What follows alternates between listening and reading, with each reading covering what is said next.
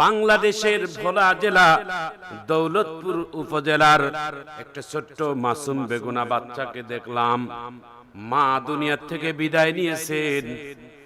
মায়ের মৃত্যুর 6 দিন পরে ওই বাচ্চাটি যখন মায়ের কথা খেয়াল পড়েছে, বাবার কাছে বলে, বাবা মা কোথায় গেছে? বাবা তার মায়ের কবর দেখিয়ে দেয়, এই জায়গায় তোমার মা ঘুমিয়ে আছে।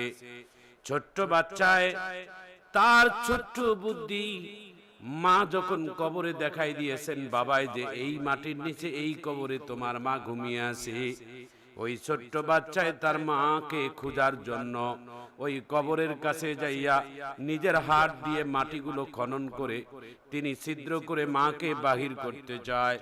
এলাকার মানুষজন এবং তার বাচ্চাটার পিতা চোখের পানি ছেড়ে দিয়ে কান্দে।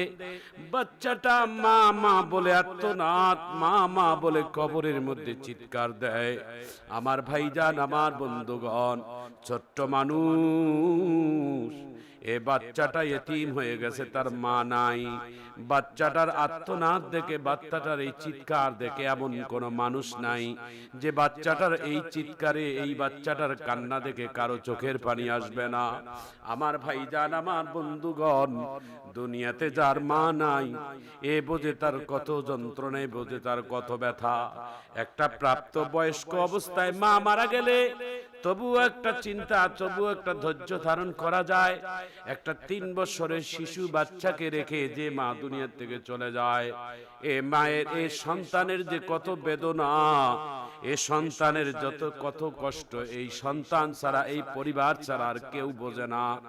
আমার ভাইজান, আমার বন্ধুগণ, এই জন্য পৃথিবীতে যাদের মা নাই তারা এতিম। এতিমদের ব্যাপারে আল্লাহ রাসূল, আল্লাহ তাআলা কোরআনে বলছেন, ওয়ালা ইয়াহুদ্দু আলা তুআমিল মিসকিন ফাওয়াইলুল লিল মুসাল্লিন ফাআম্মাল ইয়াতীমা ফালা তাকহার ওয়া আম্মাস সাইলা ফালা